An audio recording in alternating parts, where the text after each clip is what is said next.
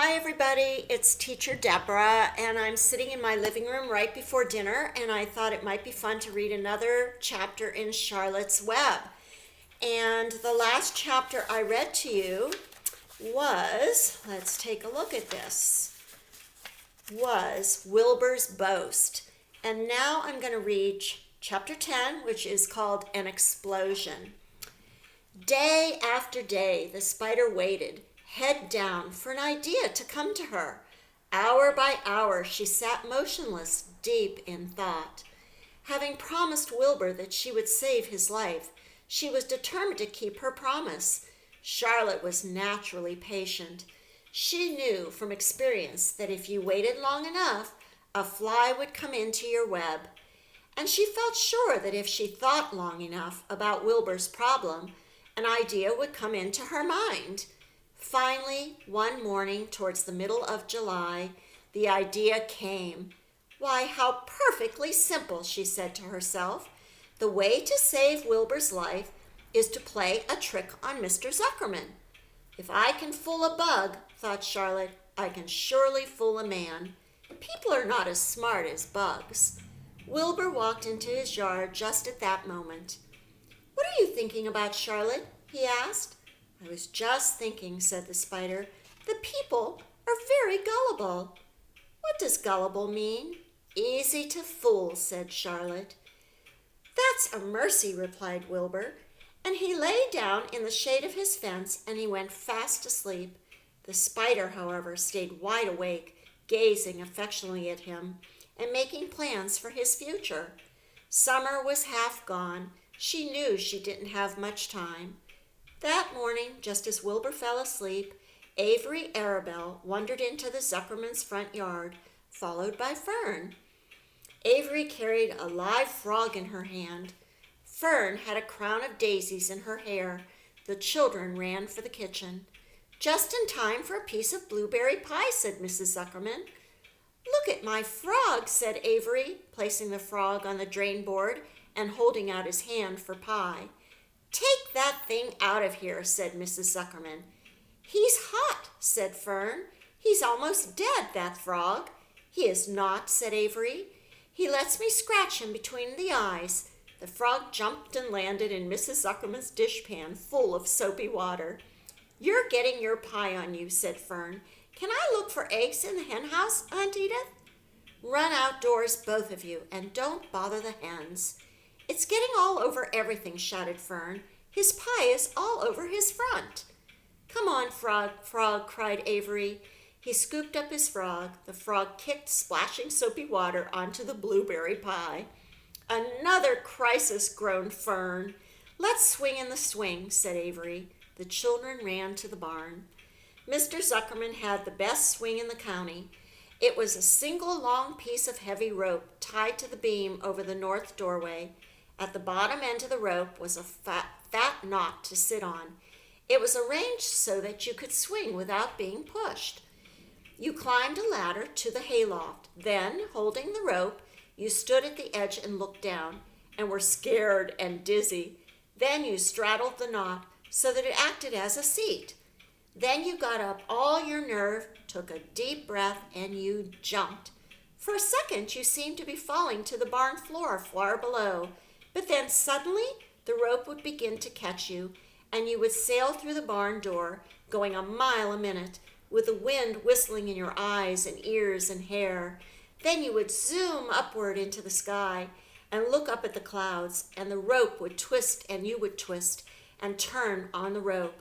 Then you would drop down, down, down out of the sky and come sailing back into the barn, almost into the hayloft. Then sail out again. Not quite so far this time. Then again, not quite so high. Then out again, then out, then in. And then you jump off and fall down and let somebody else try it. Mothers for miles around worried about Zuckerman's swing. They feared some children would fall off, but no child ever did. Children almost always hang on to things tighter than their parents think they will.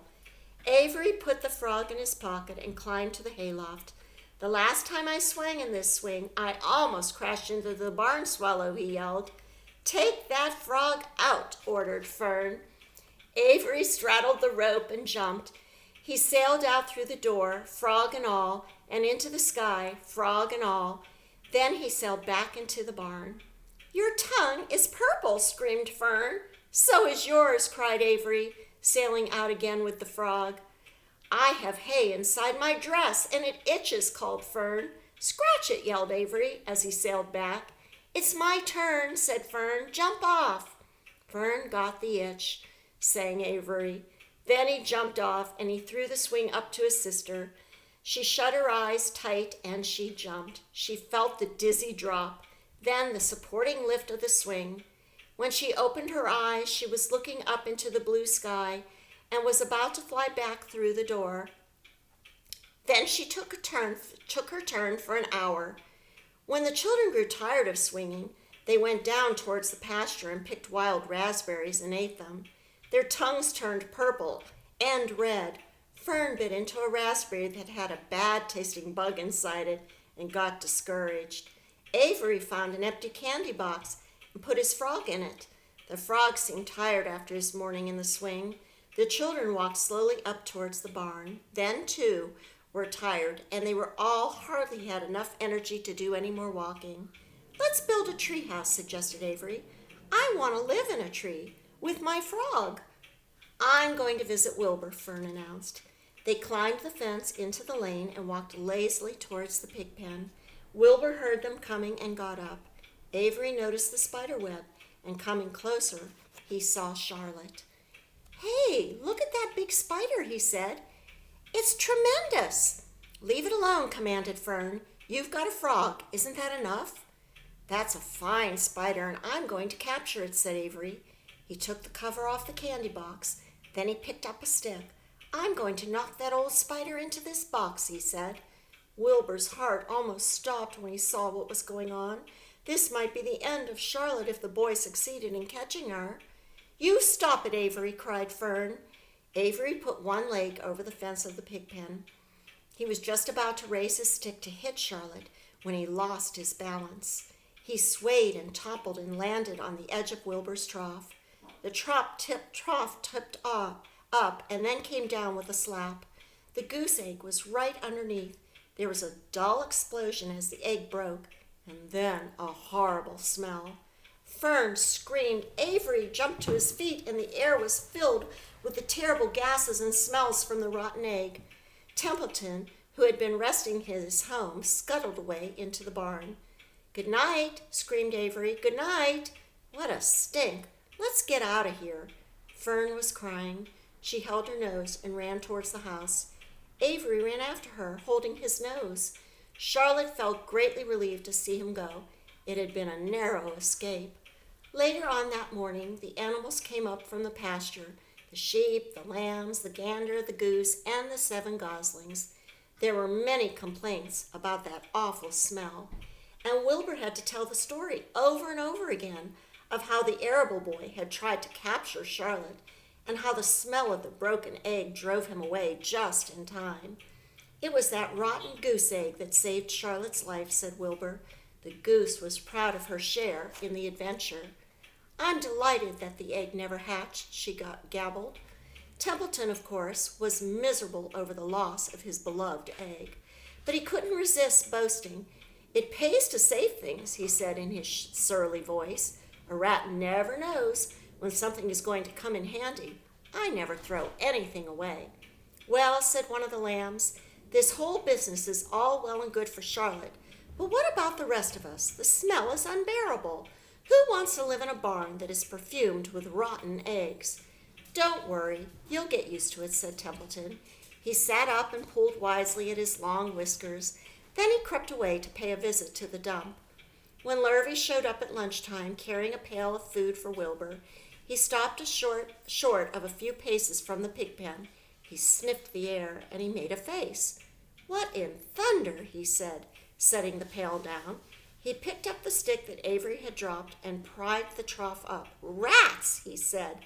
"Phew! I might have known a rat would have a nest under this trough. How I hate rats!" And Lurvy dragged Wilbur's trough across the yard and kicked some dirt into the rat's nest. burying the broken egg and all of Templeton's other possessions.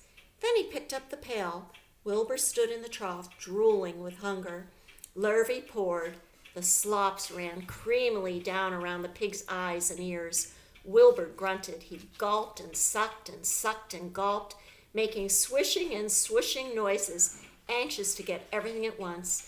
It was a delicious meal of skim milk, wheat middlings, leftover pancakes, half a donut, the rind of a summer squash, 2 pieces of stale toast, a third of a ginger snap, a fishtail, 1 orange peel, several noodles from the noodle soup, the scum off a cup of cocoa, an ancient jelly roll, a strip of paper from the lining of the garbage pail, and a spoonful of raspberry jello. Yum! Wilbur ate heartily. He planned to leave half a noodle and a few drops of milk for Templeton. Then he remembered that the rat had been useful in saving Charlotte's life, and that Charlotte was trying to save his life, so she left a whole noodle instead of a half.